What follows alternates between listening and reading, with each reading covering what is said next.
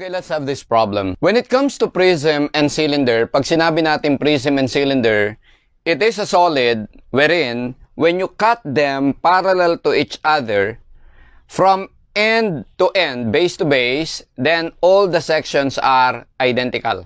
If the section is a polygon, you call it a prism, while if the section is a cylinder or is a rounded surface or rounded edge, then you call it a cylinder. Now, in this problem, we're asked to find the volume of cylinder. It's actually a prism, 15 centimeters high with base forming a regular octagon. So, ito yung base. Ito yung mga sections. Tapos, ang height niya, 15 centimeters. Now, ang sabi sa atin dito, it is an octagon obtained from a 10 centimeter by 10 centimeter square. So, we just cut off triangles here. So, you have the regular octagon.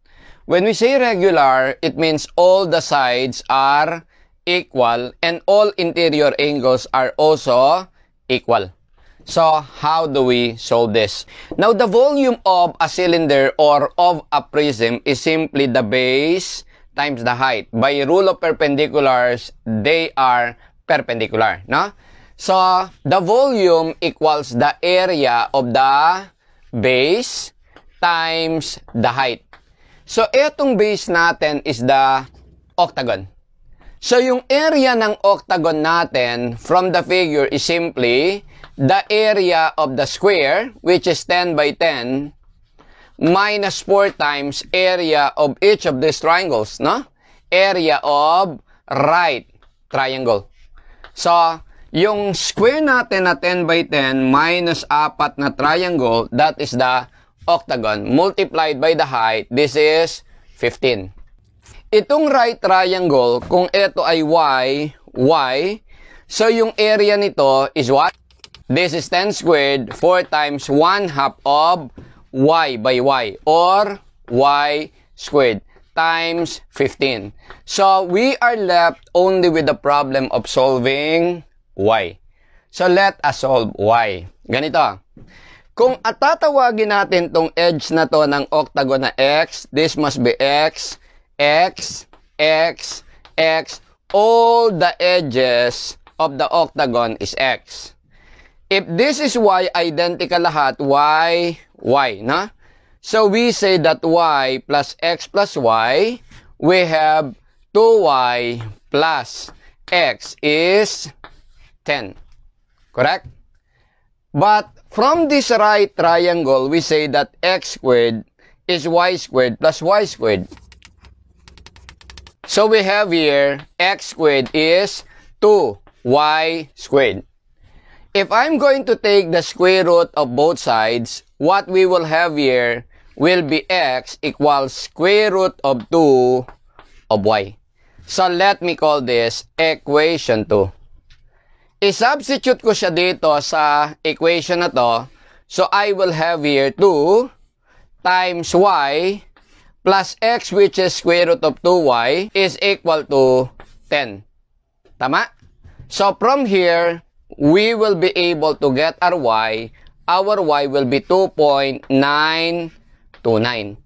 Pag alam na natin yung y, pwede tayong bumalik dito.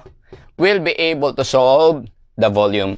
So, therefore, substituting to equation 1, we will have here the volume of the cylinder or the prism is going to be equal to 100 minus, this is 2y squared, 2.929 squared. Okay? So, we will have times 15. Okay? So, you calculate this now. You'll be able to get the volume to be equal to 1242.64. You follow? Maliwanag? So, ito yung volume ng prism. Halimbawa, pinapasolve sa atin yung lateral surface area. Now, yung lateral surface area niyan, di ba ganito yon? So, ito yung ating base. Let me just draw it here. Ito yung ating height, 15. Tapos, yung octagon natin, Ganito. It's something like this. Okay? Okay? So, ito yung octagon natin. This is x, x, x. So, yung lateral surface area yung nasa gilid, no? Is going to be the sum of areas of each strip. Or kung ibubuka ko to, halimbawa, putulin ko to dito, that would be something like this, di ba? Ang makukuha mo dyan, parang ganito. So, etong isang rectangle na to, x by 15. Tama? And identical lahat yan. So, lahat yan, x by 15. Ilang ganito bale meron? Okay? Meron tayong 8 ganito, di ba? Kasi 8 na edges yan di ba? X, X, X, X, X, X, X, X. 8 yan. So, 8 ganito. Or simply, that is the length of this, that is the perimeter of base times the height. Naintindihan? So, ganun din. So, kasi x by 15 times 8. Or yung 8 times x, yan yung perimeter ng base. Kaya, yung lateral surface area is simply the perimeter of base times the height. Kung ito, area times height, ito, perimeter of base times height. You get it? Or this is going to be 8 times x times 15. But x is square root of 2y, no? So, this is 8 times square root of 2 times y. Your y is 2.929 times 15. You calculate this, so this would be 497.07 square centimeters. Naintindihan? Okay, you may copy. What is a truncated prism? It is a prism or cylinder that is cut in a slant manner. Okay? So, ang mangyayari ngayon, if you cut it in a slant manner, yung height niya hindi na ngayon pantay. Yung prism kasi cylinder, yung bases pantay, yung height pantay. This time, yung height hindi na ngayon pantay. Ano ngayon ang mangyayari? Ganito. The bases or the base of a truncated prism, this one, is a triangle with sides 8, 12, and 10 centimeters. And the altitudes at the edges are 20, 18, and 12. We are asked to compute the volume in cubic centimeter. I presume all of these are in centimeters. So, sabi natin, diba, yung volume ng prism is equal to area of base times height, base times height. Obviously, yung base is the triangle. Ang problema, yung height, hindi pantay. This is the concept ng average. So, pag hindi pantay, pantayin natin. Since these are just straight line, from H1 to H2 to H3 are straight line, and the units are linear, hindi siya square units, linear units, so we can merely use the linear or arithmetic average. So, ang ibig sabihin, this should be 18 plus 12 plus 20 over 3. Solving lang natin yung area ng base, which is area of triangle. Applying yung Heron's formula, yung S natin, the semi-perimeter, is going to be sum of perimeters, 8 plus 12 plus 10 over 2. So, this is going to be 30 over 2. This is 15. And our S minus A, S minus B, S minus C is going to be 15 minus 8 minus 12 minus 10. So this is 7, 3, 5.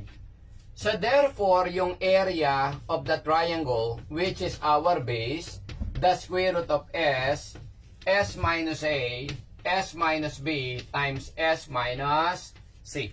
Okay? So, substituting the values, this is going to be equal to square root of 15 times 7 times 3 times 5. And this is going to be equal to 39.686 square centimeters. So, isubstitute natin ngayon dito, therefore, the volume is going to be 39.686 times H average, that is 18 plus 12 plus 20 over 3. Average, ha? So, kung 4 yan, over 4. So, you calculate this and you'll be able to get the volume to be 661.43 cubic centimeters. So, yung hindi pantay, pantay natin. Yung pantay, average. You follow? Okay, you may copy.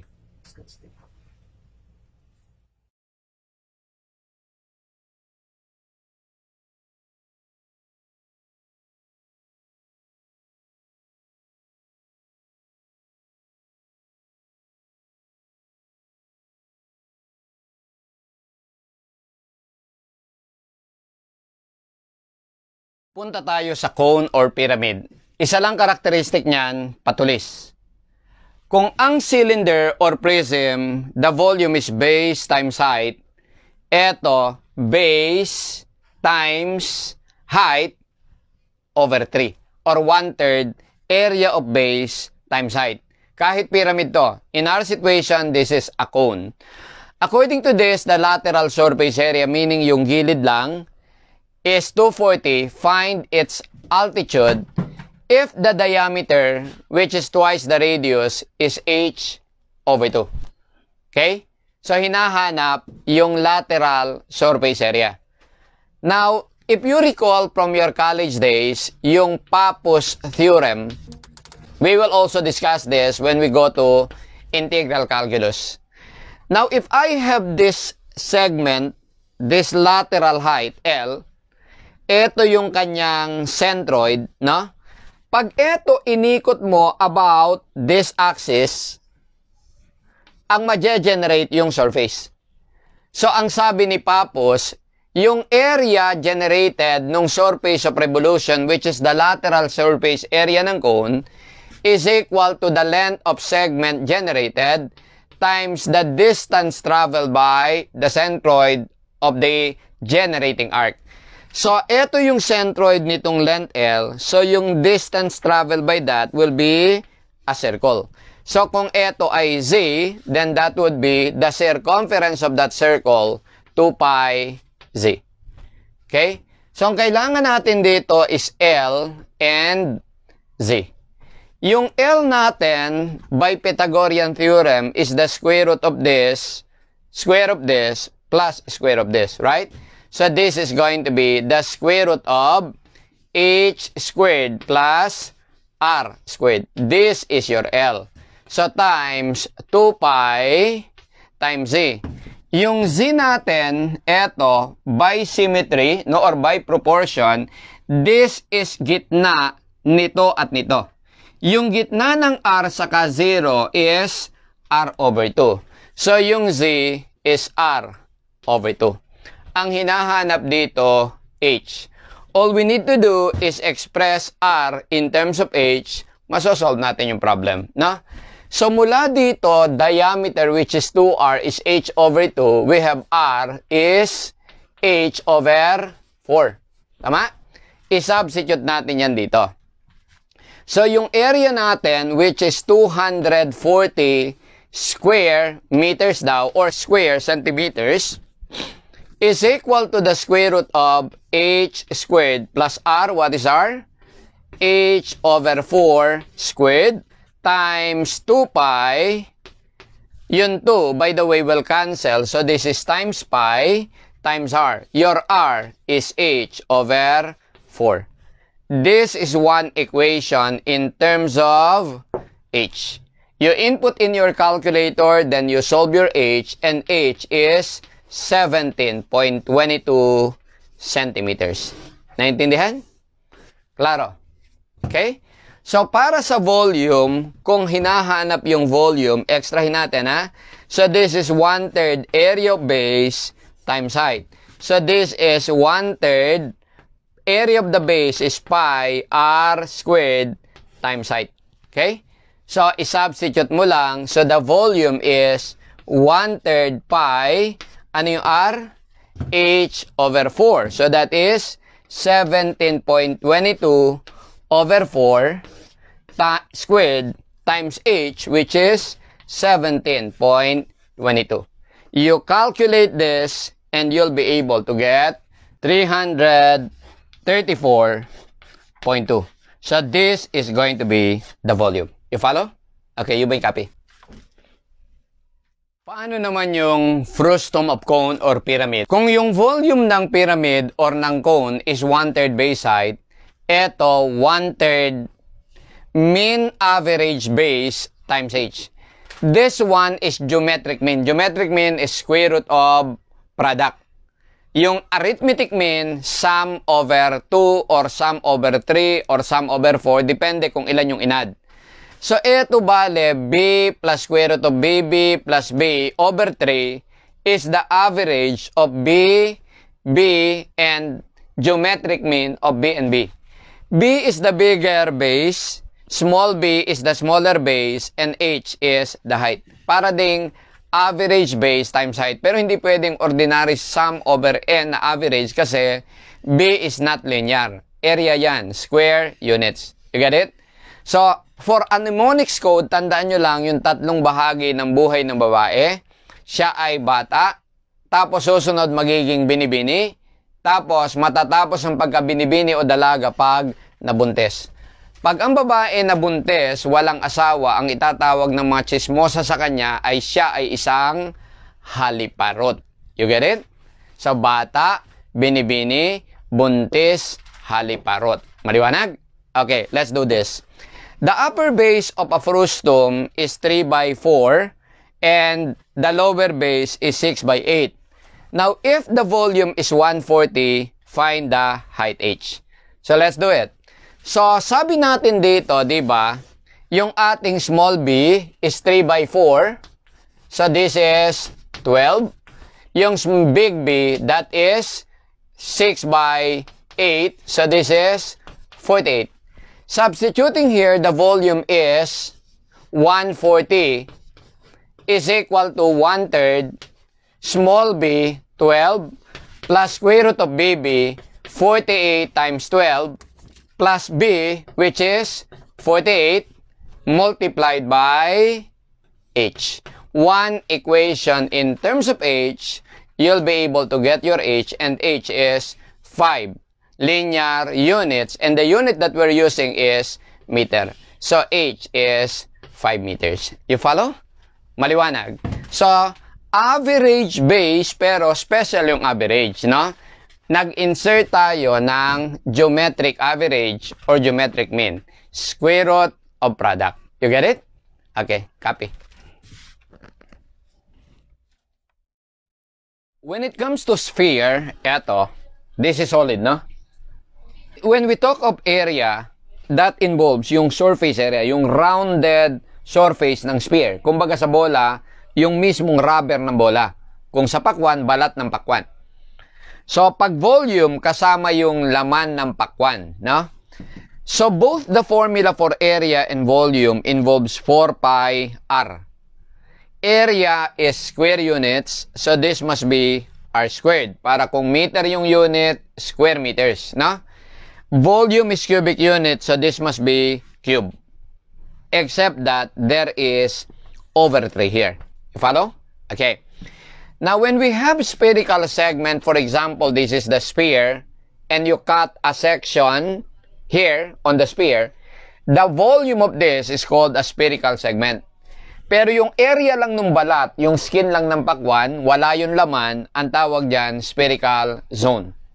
Yung spherical zone, alam natin yung formula na 2 pi r, this is a symbol for, or formula for, circumference. So, isipin mo lang ito, circo, no? Circumference times h. Para naman sa volume ng spherical segment, ito, natatandaan ko yung paborito kong quote sa basketball sa Ginebra. Ito siya. Meron niyang battle cry yung Ginebra San Miguel, yung Barangay Ginebra. Pagka pumasok na yung sa last 2 minutes, pumasok na yung team, ganito ang isisigaw ng Barangay Ginebra. Ra, ra, ra! O di, tatlong ra yan, di ba? Mabuhay ang Ginebra! M for minus. Ginebra! Hinebra. Fight.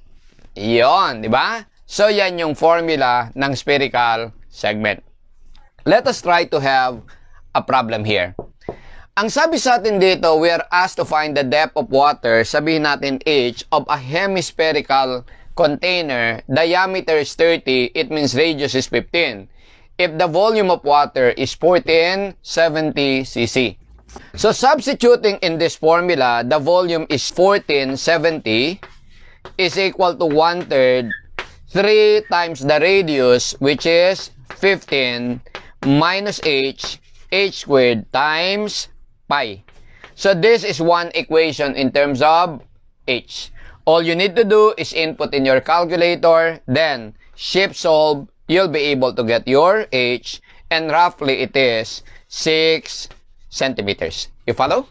Okay, you copy.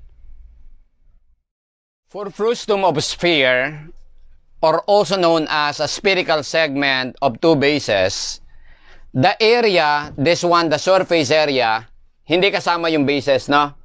Is parehas din sa spherical segment, circumference times h. While the volume is pi h over 6 times 3a squared plus 3b squared plus h squared. Yung a and b are the radius of the bases. Kuha? Okay. Gawin natin to. So, ang sabi sa atin dito, the frustum of sphere, that is the spherical segment of two bases, has an altitude of 4.2. The upper base is 10 meter diameter or 5 meter radius, while the lower base is 18 meter diameter or 9 meter radius. So, ang hinahanap sa atin, 2.61, is the volume. So, yung volume natin, sabi natin, is equal to pi times h, 4.2, over 6, multiplied by 3 times a squared, 5 squared, plus 3 times b squared, that is 9 squared, plus h squared, that is 4.2 squared. So, simplifying this or computing this, you'll be able to get the volume, and the volume is going to be equal to 738.11 meter cube. Yung second na question is find the radius of the sphere. So, take note in our formula, wala ditong in terms of radius. Correct? So, how are we going to handle that? Ganito. So, we will do that using simple trigonometry. So, this one is 9, right? Tawagin natin tong temporarily, let us call this as z. This is the radius of the sphere. Correct? So, from this triangle, we have z squared plus 9 squared is r squared, right? Correct. Dito tayo sa triangle na to. This one. This is 5. This is also r, no? This one. I-isolate ko dito ha para hindi magulo yung drawing. Eto. This is 5. Eto. This is 5. While this is r. But this one is 4.2 plus z. Okay? Applying Pythagorean theorem again, we have 4.2 plus z squared plus 5 squared is equal to r squared. I can express z in terms of r and solve r. So, mula dito, our z is equal to the square root of r squared minus 9 squared or 81. Ito yung z natin, right?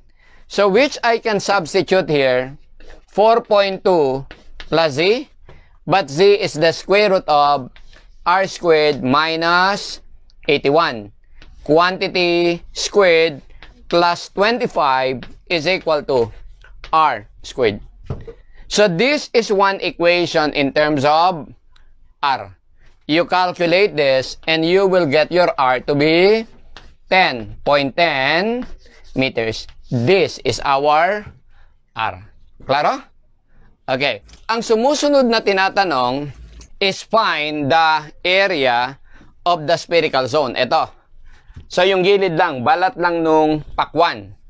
So, yung area niya ng spherical zone, anong sabi natin dito? Ito yung circumference times h. And everything is known here. Our r is 10.10. Our h is 4.2. So you calculate this, you'll get the area of the spherical zone, and this is 266.53 centimeter squared. Naintindihan? Iikot lang yung solution natin sa dalawang formula na to, plus, huwag niyong kalilimutan, yung technique ng solution of triangles. Most of the times, katulad nito, solution of right triangles. Pythagorean theorem, sine, cosine, and tangent. Kuha? Okay, you may copy.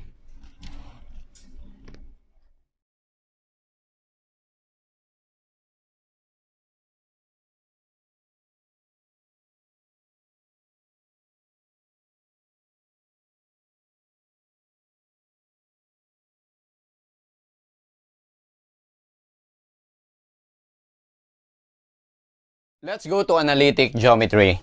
Now, here are the forms of equation of line. Although, hindi naman kailangan talagang i-memorize sila, but it's also an advantage if you retain them. Una, yung slope-intercept form. Ito yung nasa calculator natin. Y is mx plus b. Pero sa calculator, ganito yung pagkakasulat niyan. It's a plus bx. Yung sa calculator nyo, yung a ang b, yung b ang m. Okay? So, yan yung nasa mode stat a plus bx. Okay? So, yung ating m dito is the slope. Tandaan, sa analytic geometry, when the line leans to the right, the slope is positive. While when the line leans to the left, slope is negative. In some problems, the sign of the slope will not be given. It's up to you to put the correct sign. Okay? Now, yung b natin dito is the y-intercept. It's the y-coordinate where the line intersects or meets the y-axis. Okay? So, yan yung b na to. Naintindihan? At yung x-intercept, yan yung x-coordinates when the line intersects the x-axis. So, kung alam nyo yung a and b, we have another form, the intercept form, x over a plus y over b is 1. Let us have this first example. We are to determine the slope of lines parallel to line defined by this equation. This is in the slope-intercept form. Y is mx plus b. Tama? Now, when lines are parallel, tandaan, their slopes, their inclination are the same. So, therefore, all the lines will have a slope that are parallel to this line will have the same slope, and the answer is 6. You follow? Now, the third form of equation is when you know a slope and a point. So, if this is your line passing through point x1, y1 and passing through xy, xy is any point, coordinates of any point on the line.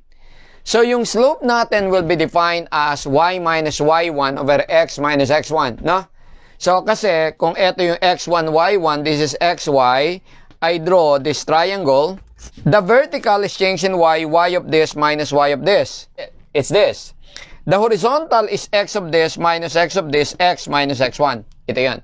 So that is the definition of slope. So i-substitute mo lang yung m, x1, y1. You'll have an equation between x and y. It's basically definition ng slope. Now yung pang-apat is the two-point form. If you have 2 points, you know 2 point x1, y1, x2, y2 where the line is passing through. So in this triangle, this is changing y, y2 minus y1. This one is changing x, x2 minus x1. Okay? And this one is y minus y1. This one is x minus x1. Right? It's difference in x pag horizontal, difference in y pag vertical. Bakit? x1 is the distance of this point from the y-axis. Ito yan. y1 is the distance of this from the x-axis. Ito yan. While x2 is the distance of this from the y-axis, ito. y2 is the distance of this from the x-axis. Look here. This is y1, this is y2. Kung y2 to, y1 to, then this must be y2 minus y1. Kung x2 to, this one is x2, while this is x1, so this must be x2 minus x1. You follow? Basta change in x, basta horizontal change in x, or difference in x, basta vertical difference in y. Klaro tayo doon? Okay. So, kung alam mo yung dalawang points, you just define slope. Slope of this is this over this. Ito. That's also equal to, you involve the any point xy because that defines the equation. So, that would be define slope again. That's this, which is this one, over this one, which is this one. Pwede ring ito, x2, y2. Parehas lang ang sagot. Naintindihan? Okay. Now, the general form is this. Kung lahat to isi-simplify mo into one line form, then that would be reduced to this form. Or if you will divide everything by a, what we will have will be x plus b over a plus c over a. For simplicity, b over a will be designated by b prime, or c over a will be designated by c prime. So here, b prime and c prime are not necessarily whole numbers. Okay? Alright. Now, another is the distance formula. This is not another formula to be memorized. This is retained knowledge, no? Stock knowledge. Why? Kung ito x1, y1, ito x2, y2, this distance is simply what? By Pythagorean theorem, square root of this plus square root of this, right? It is simple right triangle. Pythagorean theorem. You follow? And the other is the midpoint formula. Kung ito x2, ito x1, ito yung midpoint, ito yung point M. The coordinates of this is x, m, y, m. Kung ito x2, ito x1, this is at the middle, so this is the median of this trapezoid, right? So the median must be middle value of x1 and x2. Middle value is average. Kaya ito, x average, x1 plus x2 over 2. Now, this is y1, this is y2, no? Tignan nyo tong trapezoid na to. This is y1, this is y2. So, this is at the midpoint. This is in between y1 and y2. So, this is an in-between value or the median. So, that must be y average. y1 plus y2 over 2. Ito, gamit na gamit to sa integral calculus. Pupunta tayo dyan later, ha?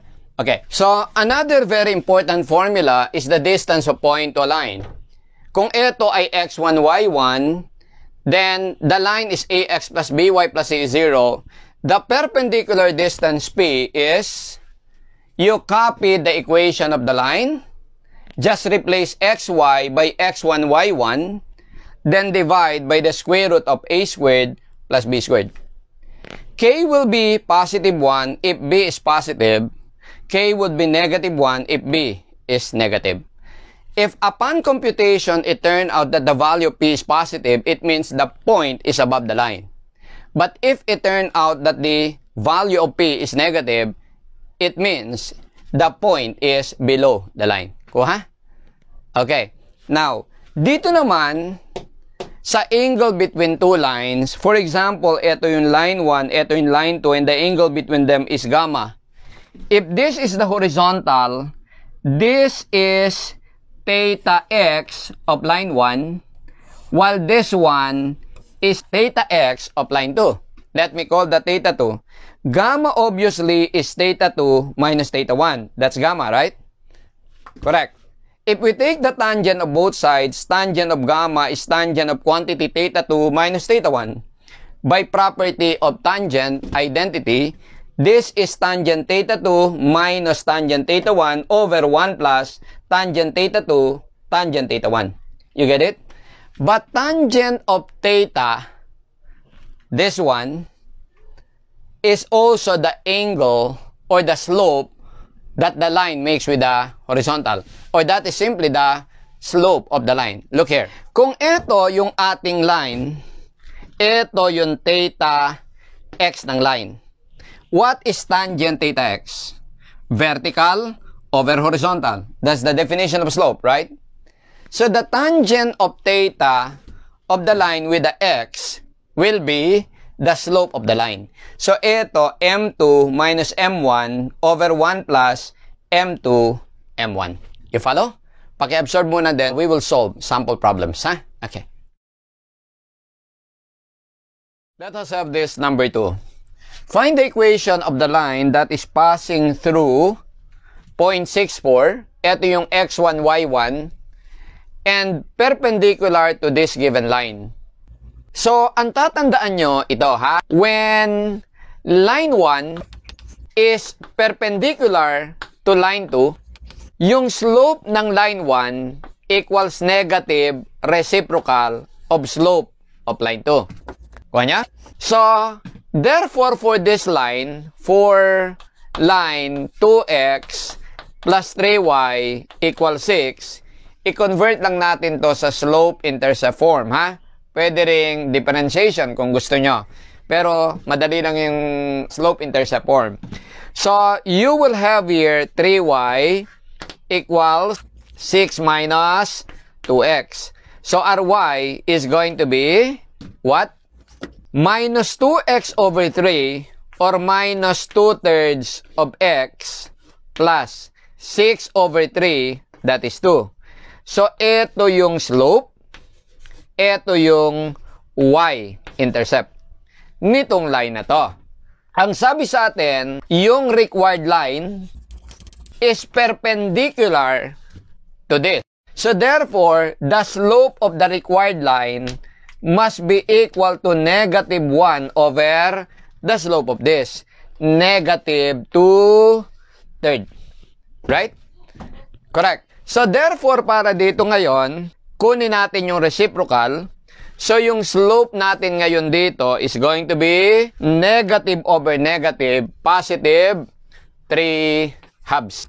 Meron na tayong slope, meron na tayong point. So, the line is passing through 6, 4, and pag kailangan nyo ng equation ng line, then gamitin nyo yung general point xy. It is an equation between x and y. So, we define slope. Slope is change in y over change in x. Y minus 4 over x minus 6. And what is slope? That is 3 halves. So, all we need to do is cross multiply. You have 2y minus 8 equals 3x minus 18. So, simplifying this, you'll have 3x minus 2y is equal to, lipat to dito, 18 minus 8, this is 10. So, ito yung equation ng required line. Maliwanag? Okay, you copy. What about this one? Paano kung ang equation is find the equation of the line passing through 6, 4 and perpendicular to line 2y plus 3x equals 6. So, with this one, we will have y is going to be equal to minus 3x plus 6 over 2. All over 2. So, therefore, this is y equals minus 3 halves x plus 3. This is your y-intercept. This is the slope of the line. So, therefore, for our unknown line or line with unknown equation, which is said to be perpendicular to this line, so therefore, the slope of this unknown line is negative 1 over this one. So, negative 1 over negative 3 halves. So, this is 2/3. And sabi sa atin, the unknown line is passing through what point? 6, 4. Pag ang hinahanap equation ng line, lagi mong involve ang point xy because the equation is the equation involving any point xy. Kahit hindi sa line, kahit anong curve, laging equation yan between x and y. So, we define now the slope. Slope is what? Change in y over change in x. Y minus 4 over x minus 6. And this is equal to 2/3. Right? So all you need to do is cross multiply 3 times y, 3y, minus 4 times 3, that is minus 12, equals 2 times x, 2x, minus 6 times 2, minus 12. So this will cancel out. So therefore, we will have here, transpose this to the right, 2x minus 3y is equal to 0. This will be the equation of the unknown line. You follow? Okay, sige, you copy.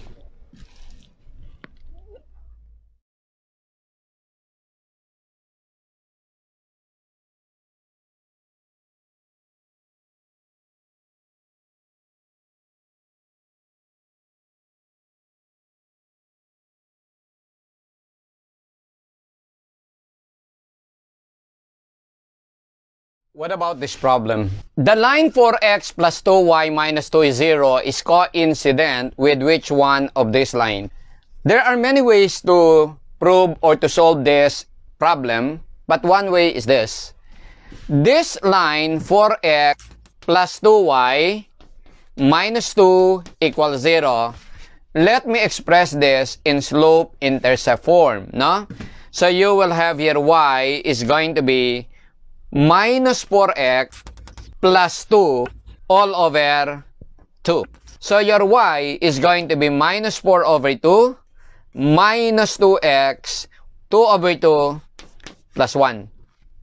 There is only one line that could have a slope of negative and with a specific y-intercept 1. Ito yung b, ito yung slope, no? Dahil ito ay negative, ibig sabihin it leans to the left. So just for the sake of understanding clearly, let me draw that line. This is our y-axis and this is our x-axis. The y-intercept is 1. Okay? Ito yan. Sabihin natin ito yung 1, no? This 1. And it has a negative slope. Kung titignan ko yung x-intercept niya, so, although this is unnecessary, pinapaliwanag ko lang, ha? Okay. Yung sa x-axis, the y is 0. When this is 0, what is x? That is minus 1 over minus 2. That's 1/2, no? So, this is positive 1/2. Okay? Tama? Kasi positive 2x, y is 0. Magiging positive 2x is 1, x is 1/2. So, it would be this one, no? So, this is 1/2 or 0.5, no? So, yung line natin, yan yung mga y and x intercept. Now, you cannot draw other lines with different slope, no? And with y-intercept of 1. So, hahanapin mo lang dito sino yung may slope na negative 2 at sino yung may y-intercept na 1. Tignan nyo yung option A. Yung option A natin, kapag yan ay kinonvert natin sa slope-intercept form, you will have y is going to be, lipat to dito, minus 4x plus 2 over 4. Right? Over 4. So, yung slope nito, negative 1. Hindi negative 2. Mali na, no? Okay. Punta tayo sa option B. Sa option B naman, you have lipat to dito. Minus, yung y is minus 4x minus 3 all over 3. Yung slope natin, minus 4 over 3. Hindi minus 2. Mali. Dito tayo. Letter C. Yung option C, yung ating y is lipat ito sa kanan, minus 8x plus 2 all over 4. Diba? So, therefore, yung y mo dito is minus 8 over 4 minus 2x plus 2 over 4, 1/2. Tama yung slope, mali yung y-intercept.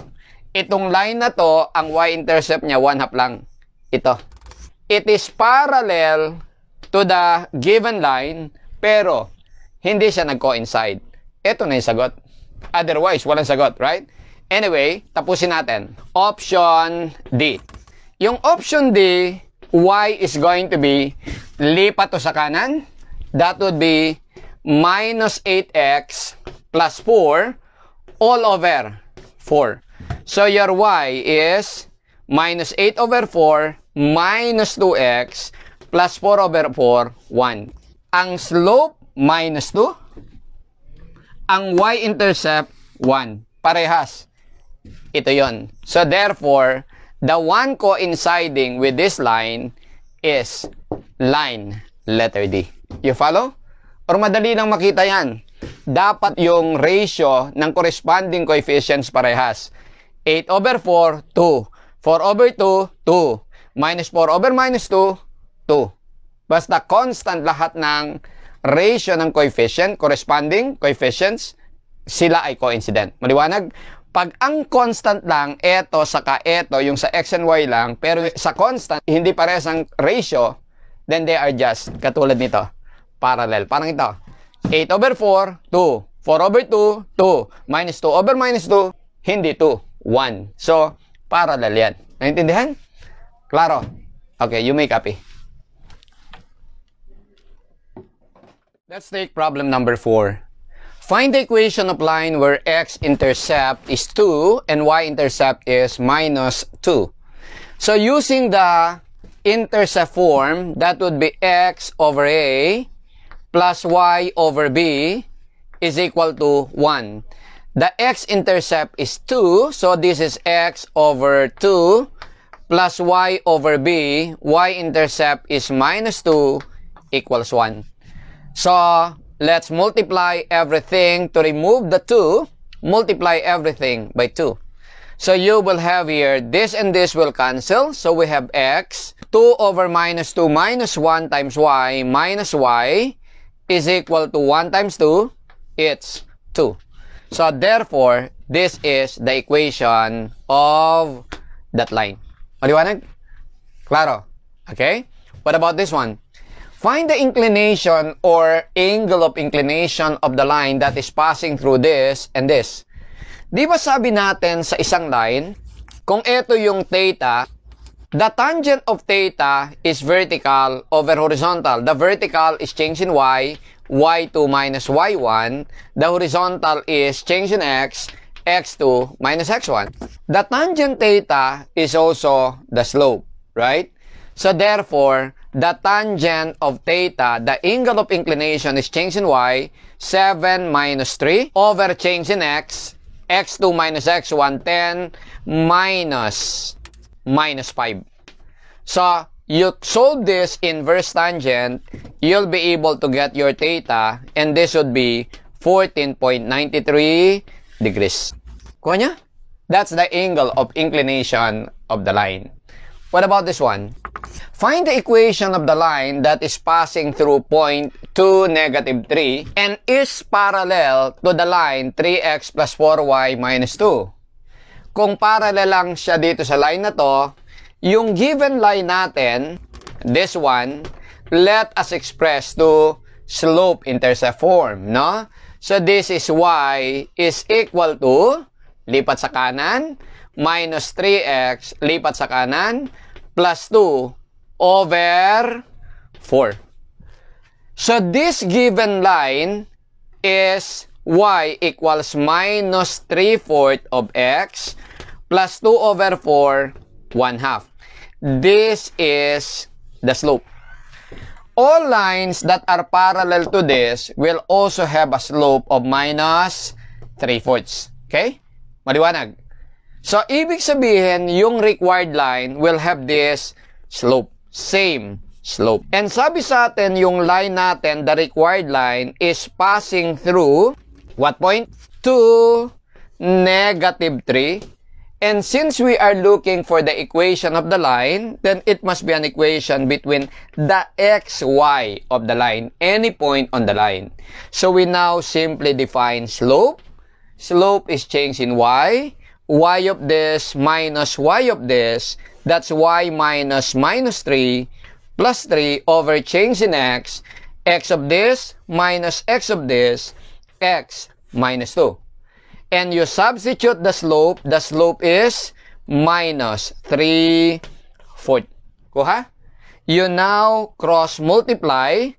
You have 4 times this, 4y, 4 times 3, this is 12, equals minus 3 times x, minus 3x, minus 2 times minus 3, plus 6.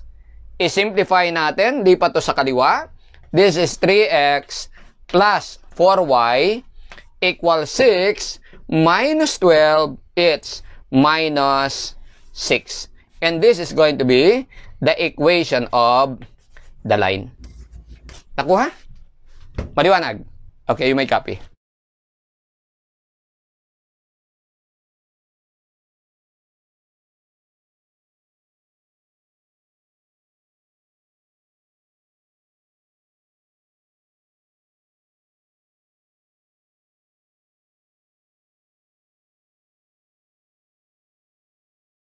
Let's have problem number 7. We're asked here to find the distance between the lines defined by the equation x plus 2y is minus 4 and x plus 2y is 4. So, dito bale, these two lines, as we discussed in the previous problem, are parallel because their slopes is, lipat to dito, minus 1x over 2 minus 1 half. Parehas lang sila na ang slope is minus 1 over 2. Na? So, dito, these lines are parallel. Kung ililipat mo to sa kaliwa, yung equation nito magiging x plus 2y plus 4 is 0. While this one, x plus 2y minus 4 is equal to 0. Okay? So, dito bale, yung ating distance between two parallel lines is given by this formula. Pwede natin gamitin yung distance of point to line, but this would be a better option. Okay? So, yung C1 natin is 4, our C2 is minus 4 over the square root of A is 1, B is 2. Okay? So, therefore, this is going to be 8 over square root of 5. This is the distance between these two parallel lines. Naintindihan? Okay, you may copy. Now, when it comes to equation of circle, we have the standard form x minus h squared plus y minus k squared is r squared, wherein point hk is the center and r is the radius. So, kung ito i-expand mo, you expand this, move this to the left, and simplify, you'll get this general form. Now, both equations have three unknowns. H, K, R. Here, C, D, E. You get it? X, Y is the coordinate or are the coordinates of any point on the circle. Either here, here, or even in line. Let us have an example. We're asked here to find the equation of the circle that is passing through the center of this circle. Itong circle na to, 5x squared plus 4y squared is equal to 20. No? Lipat sa kanan, 20. So, itong equation na to, equation to ng ellipse. Kasi circle yan, kung pareha silang 1. Ito, pag dinivide mo ng 5, ito 1, ito 4/5. Pag dinivide mo naman ng 4, ito 1, ito 5/4. So, hindi parehas. So, we will learn later that this is the equation of ellipse. Yung ellipse, parehas lang nito, kaya lang magkaiba yung R. Hindi pantay. Hindi katulad ng circle, from center to any point, R. Sa ellipse, from center to any point and to another point, magkakaiba yung distance, no? So, yung farthest being A, yung shortest being B, known as the semi-major and the semi-minor axis. Okay? So, anyway, for this one, kung ito naging 0, x squared plus y squared is r squared. So, dito kaparehas din. Walang kasama yung x squared. Ang center nitong equation na to, or nitong ellipse na to, is also 0, 0. So, ang sabi, yung circle daw is passing through 0, 0, 0, 8, and 4, 5. hinahanap yung equation ng circle. Let's have it. So, ang mas magandang gamitin, dahil etong mga to, they are points x, y of the circle. Pwedeng ganito, pwedeng ito.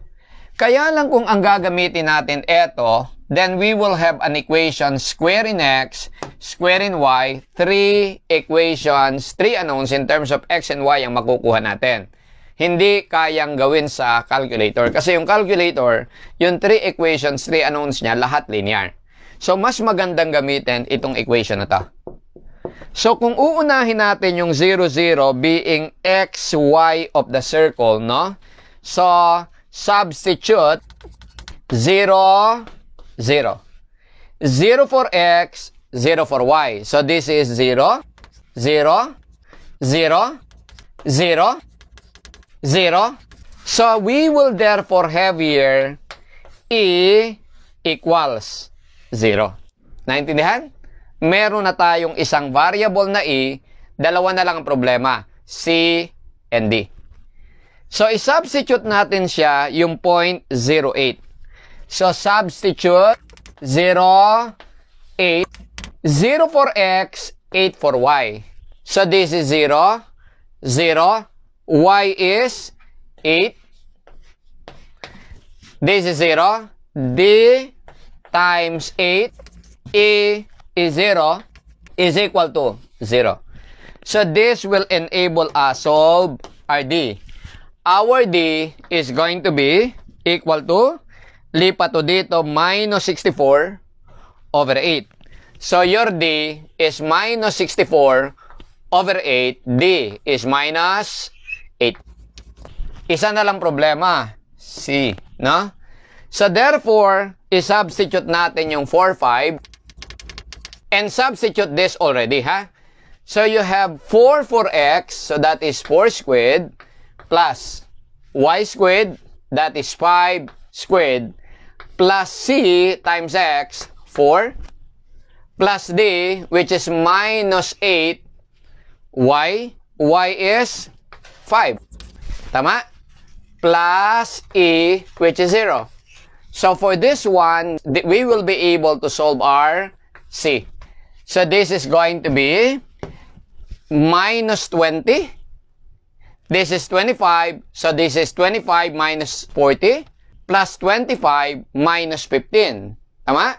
So, 25 minus 40 minus 15 plus 16, that is 1. No? Lipat sa kabila, minus 1 over 4. Ito ngayon yung ating C. Maliwanag? So, substituting, therefore, here, the equation of the circle is x squared plus y squared plus cx, that is minus 1/4 of x, plus dy minus 8y plus e, which is 0, is equal to 0. So, i-multiply natin lahat ng 4. So, you have 4x squared plus 4y squared minus x minus 32y is equal to 0. This is the equation of the circle satisfying this condition. Maliwanag? Okay, you copy.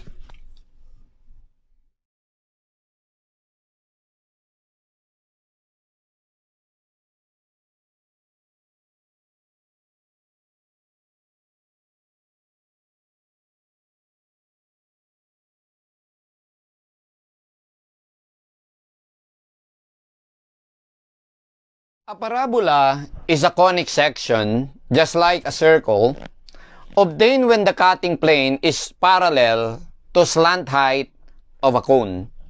Ito yan. Kung ito yung ating axis of rotation, and this is the generating line or called an element, or also the slant height of the cone, pagka inikot mo yan about this axis, it will generate these two degenerated cones. Cones na identical. And when your cutting plane here is parallel to this element, to edge of the cone, ang makukuha mo, you will be cutting etong lower cone and producing here an open curve.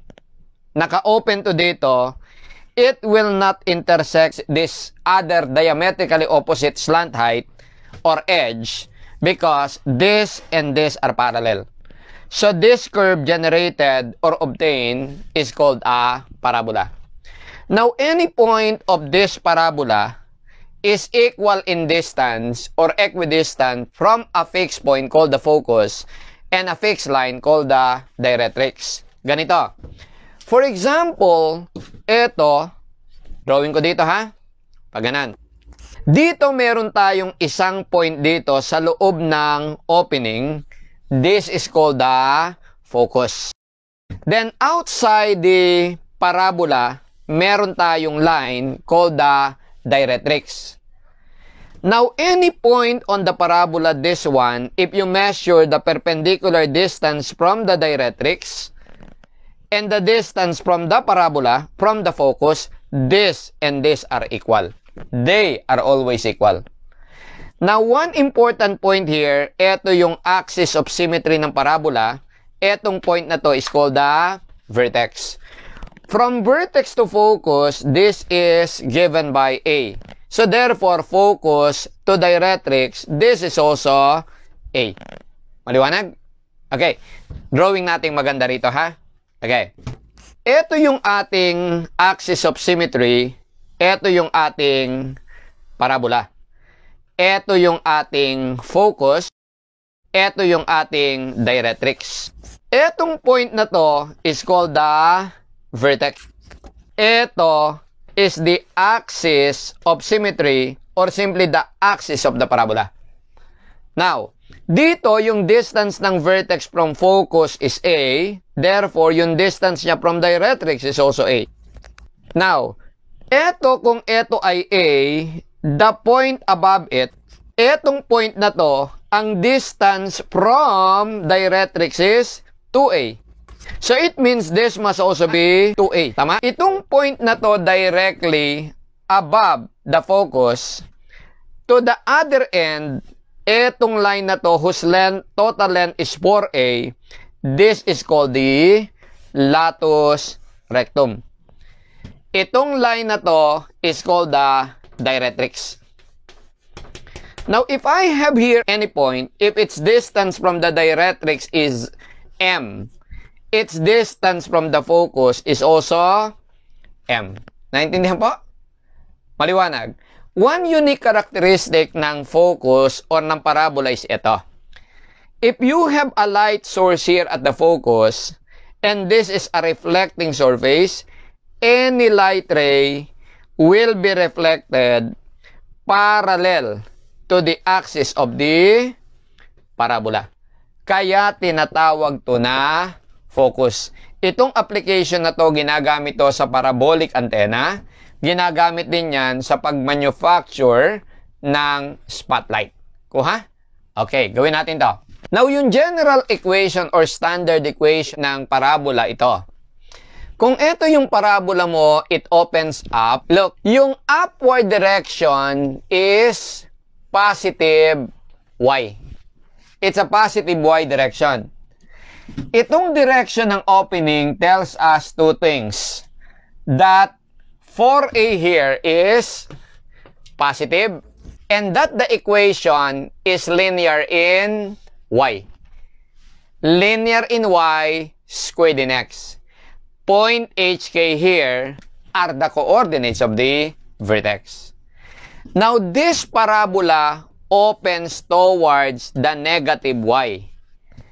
The direction of opening tells us that 4A is negative and that it is linear in y, squared in x. HK are the coordinates of the vertex. This one opens towards the positive x. It tells us that 4A is positive and it is linear in x, squared in y. You follow? Vertex is HK. This one opens towards the negative x direction to the left. It means that this is negative and linear in x, squared in y. Vertex, HK. Ang mathematical shortcut sa pag-solve ng vertex, ganito. Equate mo lang yung squared term, kung ano yung makuha mong value na x o y, yun yung h o k. Equate mo lang to sa 0, kung ano yung makuha mong value ng y or x, yun yung h, or yun yung k. Maliwanag? Naintindihan? So, squared in y, linear in x, squared in x, linear in y. Klaro? The direction of opening tells us the sign of 4a, and it tells us the direction of opening tells us which element or variable is linear. You get it? Okay, let's have this one. We're asked here to find the equation of the directrix of the parabola y squared is 16x. No? Pag in-equate mo to sa 0, it will give you x equals 0. Ito yung h. Pag in-equate mo naman to sa 0, y squared is 0, you'll get here y is 0. Ito naman yung k. So, ang vertex mo nasa 0, 0. Yung coefficient dito nung linear term, ito yung 4a, 16. It tells us that our a is 4. So, this is positive x. The parabola opens towards the positive x direction. Naintindihan? Tapos, ang vertex nasa 0, 0. Klaro? Okay. Ang hinahanap yung equation ng directrix. Let us try to draw this parabola. So, drawing this parabola, this is our y-axis. This is our x-axis. You follow? Kuha. Okay? Now, ang vertex nasa 0, 0. A is 4. Now, it opens to the right from the vertex to the focus is 4. It's A. Sabihin natin ito yung 4. So, nandito ngayon yung focus. This is your A and this one is 4 units. Tama? Mula dito, pataas, A to A, right? So, this must be 2A, 8. This is also 8. Ito yung ends ng latus rectum. It means yung parabola natin is something like this. Mula sa vertex along the axis, ito ay A. Mag-measure ka rin ng A dito. Ito yung directrix. This is also 4. Tama? This is the directrix. The directrix is 4 units to the left of the y-axis. Lahat ng x dito, kasi ito x is 0. Ito left of 4 units left of y, x is minus 4. So, ang equation nitong directrix is x is negative 4. Lahat ng points dito, ang x negative 4. Nag-iiba lang yung y, pero ang x lahat, negative 4. You follow? Maliwanag. Okay, sige, paki-absorb, then kopya.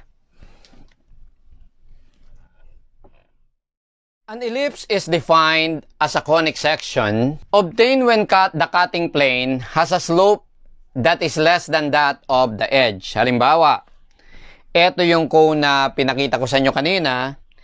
If your cutting plane is perpendicular to the axis of revolution, what you will have here will be a circle.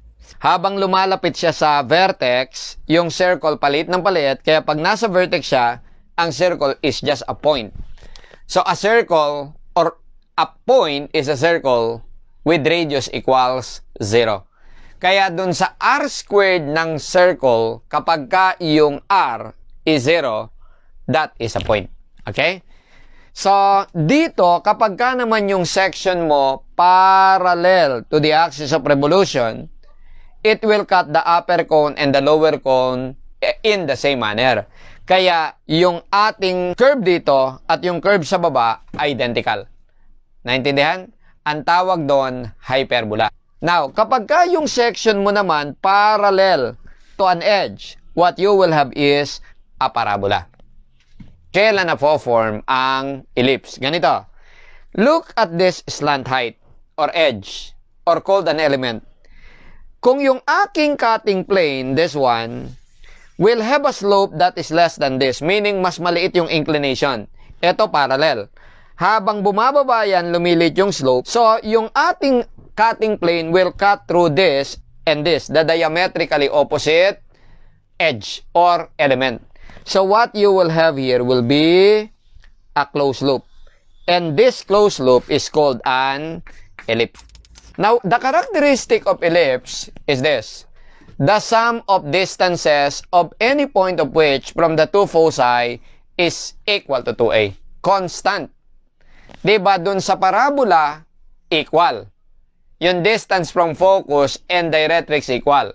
Dito, yung sum of distances from the two focus or foci is equal to 2a. Ganito siya. Kung ito yung ating ellipse, ellipse and hyperbola are associated with a rectangle that is 2a and 2b. So, this rectangle is 2a by 2b, and 2a and 2b are called the major and minor axes. Yung kalahati, a and b, ang tawag doon semi-major and semi-minor axes. Itong center, HK, merong dalawang axis of symmetry, this and this. Yung sa mahaba na axis of symmetry, yan yung tinatawag na major axis. Yung maigsi, ang tawag natin dito, minor axis. Minor or conjugate axis. Ito major or transverse axis. Na? Okay? Now, yung intersection ng major axis dun sa ellipse, ang tawag natin dito vertex. So, dalawa ang vertices. Ito, saka ito. Parehas lang sa parabola kanina. Lahat ng elements sa parabola meron din dito. Pero, dalawang servings, no? Dalawang vertex. Sa loob niyan, may focus. Pero, ang pinagkaiba, hindi ito yung A. Ang A is from the center to the vertex. Kuha? So, center to vertex is A. Center to vertex is A. Kuha? Ngayon, dito, ito yung focus, center to focus. Center to focus. That is C. Kaya focus to focus to C. Now, ito yung minor axis. It intersects the ellipse at 2 points. These are also known as vertices. Pero ang tawag dyan, second vertices or minor vertices. So, from center to vertex is A. Center to minor vertex, this one is B. This is B. This is B. Di ba sa parabola, kung ito yung parabola natin, may focus dito, may directrix dito, may latus rectum dito. Dito, kung focus to, ito ang tawag din latus rectum. Okay?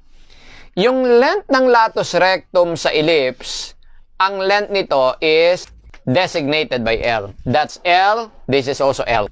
Kung ito focus, this is vertex, then this is the directrix. Focus, vertex, this is directrix. From the center to directrix, the directrix, di ba? I will pick yung word, yung letter D sa directrix. Para mnemonics natin, center to directrix is D. Ito yan. So, center to directrix is D. Kaya directrix to directrix, 2D. Pansinin nyo yung mga letter. A, B, C, D. Meron din tayong E. Eccentricity. Pero eccentricity is not a dimension but ratio of 2 dimensions. Actually, C and A. You follow? Okay. Ang relationship ng mga A, B, C, D, E, Diba? Parang alphabet lang. A, B, C, D, E, N, L. Diba? Ito lang ang tandaan nyo dyan. Dila, no? Dila ng dalawang babaeng AC. No? So, DE equals A. LA is 2BB. EA equals C. So, tatlong formula yan. Isipin nyo, eto, pag hinati nyo sa dalawa yung ellipse, parang dalawang dila. Isipin nyo, dila yan ng dalawang babaeng AC. Kuha? Kuha. May isa pa.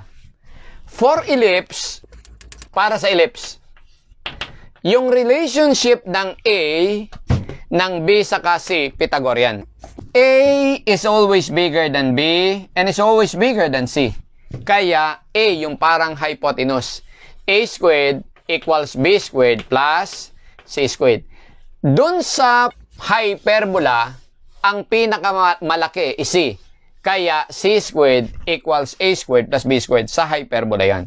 So, sa solution ng ellipse problem, saka hyperbola problem, iikot lang yan dito, saka dito. This is also an applicable formula sa hyperbola. Kuha nyo?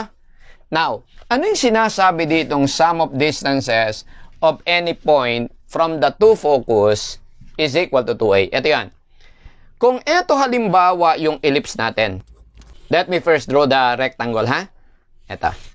Kung ito yung ellipse natin, ito yung isang focus, ito yung isang focus. If we choose any point on the ellipse, halimbawa ito, if its distance from here is M, from the other is N, then we say that M plus N equals 2A. Kuha niya? Now, if I choose one point, let us say this one, and if this is, let us say, I, and from here, it's J, then I plus J equals 2A. Equal lagi dito yung sum. Naintindihan? Maliwanag? Klaro tayo? Hey. Okay? So, dito yung E, ang tawag eccentricity. Klaro? Sige, paki-absorb muna din. Solve tayo ng problem. The standard equation of an ellipse are this. If your ellipse is horizontal, the major axis is horizontal, this is A, this is B. In an ellipse, A is always bigger than B. No?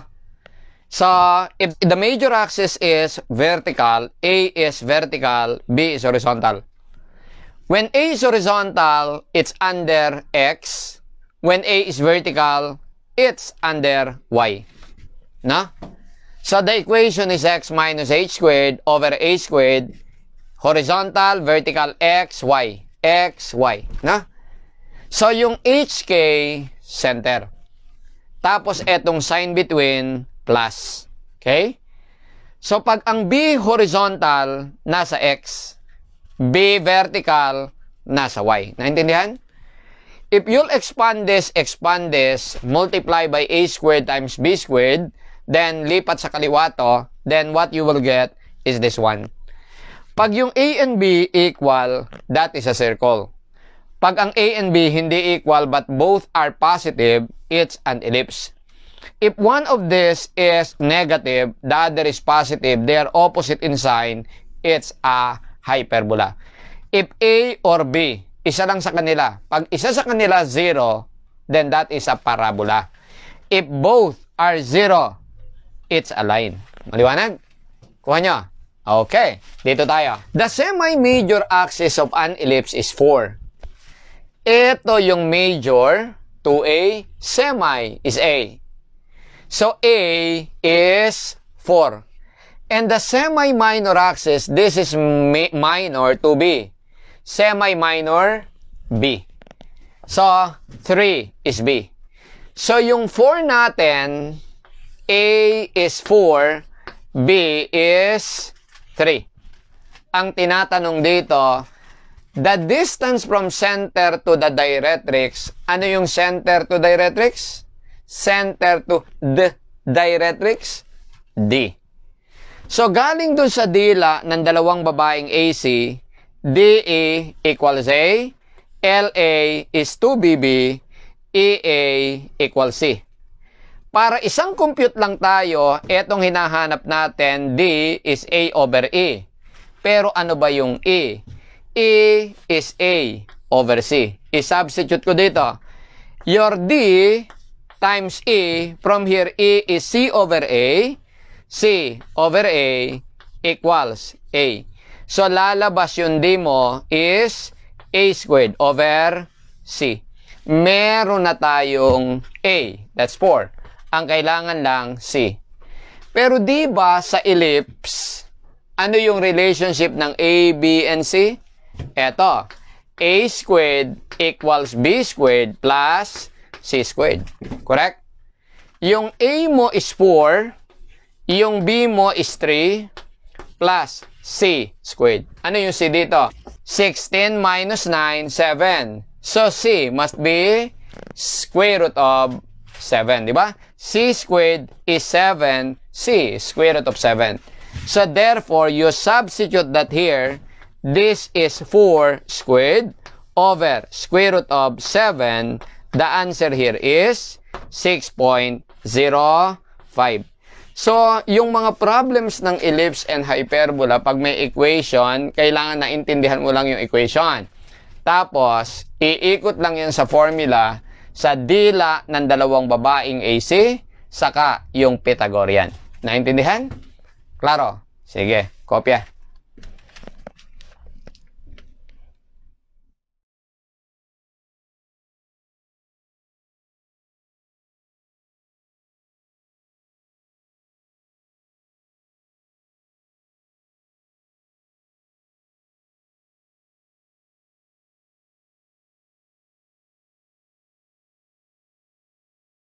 Now, a hyperbola is defined as a conic section whose difference of distances from two foci is constant, and that constant is 2a.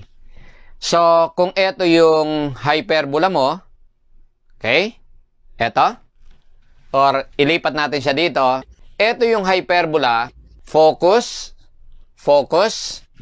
If I will take here a certain point, if the distance of this from the far focus is M, from the near focus is N. Sa ellipse, di ba, M plus N, the sum of distances from the focus is 2A. Dito, 2A din. Pero, M minus N is 2A. You get it? Kung kukuha ko halimbawa nitong point na to, and its distance from the far focus is I, and from the near focus is J, then I minus J is 2A. Ano yung A? Center to vertex. Kung ito yung center to ito yung major axis, this is A. So, vertex to center, A. Center to vertex, A. Vertex to vertex, 2A. You follow? Maliwanag. Okay. Now, yung standard equation ng hyperbola, ganito. Kung ito yung guide rectangle natin, ito is defined by 2A by 2B. Sa ellipse, A is always bigger than B. Dito, A is not necessarily bigger than B. Pwedeng yung B is bigger in value than A. So, yung A and B are defined depending on their position in the drawing or in the equation. Okay? Ang tatandaan nyo sa equation nila, parehas lang yung equation ng ellipse saka sa hyperbola. Ang pinagkaiba lang, sa ellipse, this is plus. Sa hyperbola, this is minus. Na? Okay? So, sa ellipse, sum is 2A. Dito, difference is 2A. You get it? Okay, isa pa. Sa ellipse, A is greater than B. Sa hyperbola, whichever is in the negative, that is the B. Whichever is in the positive, that is the A. When A is under X, A is horizontal. Ito yung A. When A is under Y, A is vertical. Dito, ito yung A. Kung ito yung 2A by 2B, then, ito yung guide rectangle, ito yung tinatawag na asymptotes. They are asymptotes. They are lines or sometimes curves which another curve approach at infinity but will never intersect. No? Parang ito. Ito yung asymptotes mo. Habang nagtatagal yung hyperbola saka yung asymptotes, palapit ng palapit ng palapit. They are getting closer, but they will never intersect. Naintindihan? Parang friend zone, di ba? Habang nagtatagal, pa-close ng pa-close ng pa-close, pero hindi magiging kayo. No? Yun yung asymptotes. Okay? Alright. So, dito bale, ito yung guide rectangle and this is the asymptotes. Now, from the center to vertex is A. Ito yung A natin. Ito yung vertex. Kung ito ngayon yung A nasa Y, ito yung A. Ito yung vertex. Major vertex, no? So, pag ang A nasa X, then yung hyperbola, it opens towards the positive X and the negative X.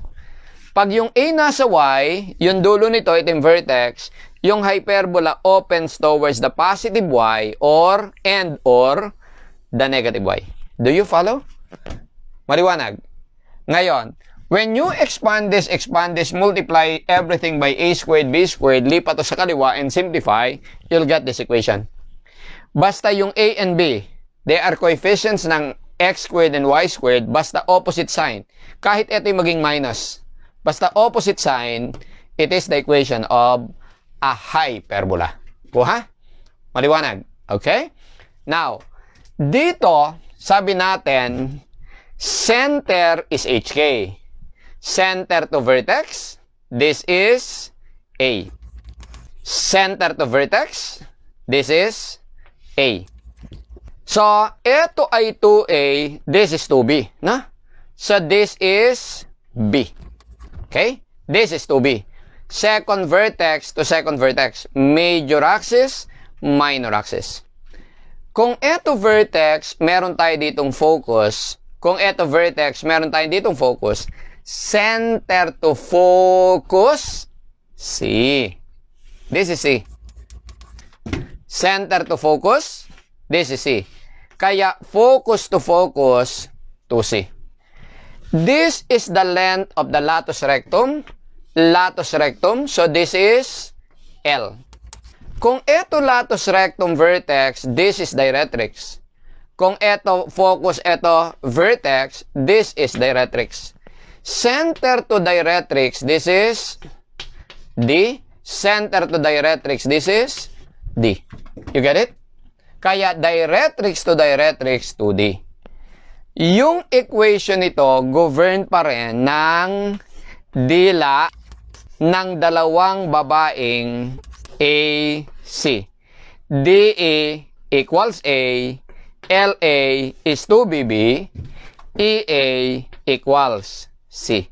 Or pag etong E na C over A, sinubstitute mo dito, you'll get D is A squared over C. You follow? Maliwanag. Okay? Now, yung sabi ko kanina, kaya tinawag na conic section yan, if this is the axis of symmetry, you draw a plane or you pass a plane parallel to the axis. What you will get will be identical open curves here. This pair of open curves, this is the what we so called hyperbola. You follow? Okay tayo? Okay. Ngayon, yung ABC dito, look. This is B, this is A, this is C. C this time is bigger than A.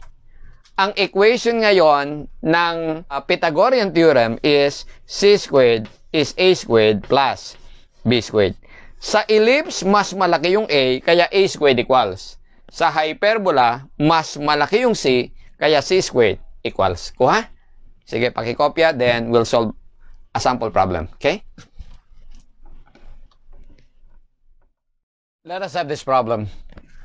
A hyperbola has its center at point 1, 2. Ito yung center.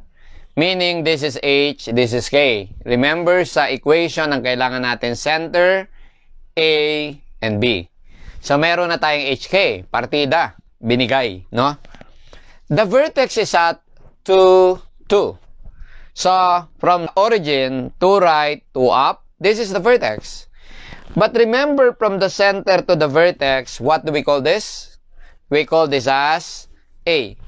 Kaya, 2A, kung ito vertex, it follows that this must also be vertex. 2A yan eh. And conjugate vertex at 1, 0. So this is 1, 0, the conjugate vertex. But we know that from the center to conjugate vertex, ano to? That is B. So by inspection, B is 2, A is 1. Kung ito ay B, this is also B. Nandito yung isang conjugate vertex, right? So this is 2A by 2B. So this is our guide rectangle. So i-drawing natin yung diagonals to trace our asymptote.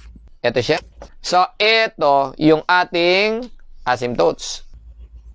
Since ito yung vertex natin, ito yung guide rectangle, yung hyperbola, no part of it is inside the guide rectangle. And hindi din sila lalagpas dun sa asymptotes. Yun yung boundary nila. So, kung ito yung vertex, ito ngayon yung ating hyperbola. Actually, the drawing is immaterial sa problem, no? Ang hinahanap lang naman ay equation. So, by inspection, our A is 1, our B is 2, our center HK is 1, 2. Pag ang A ay horizontal, nasa X yan. So, ang equation is X minus H squared over A squared dahil hyperbola minus Y minus K squared over B squared is equal to 1.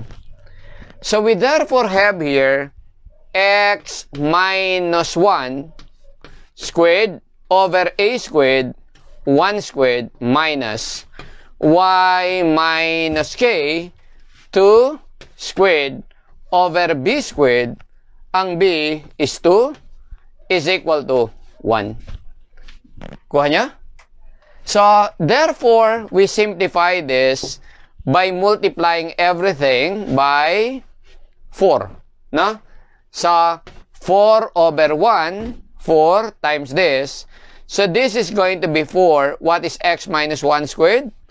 X squared minus twice the product, 2x plus 1 squared. Okay?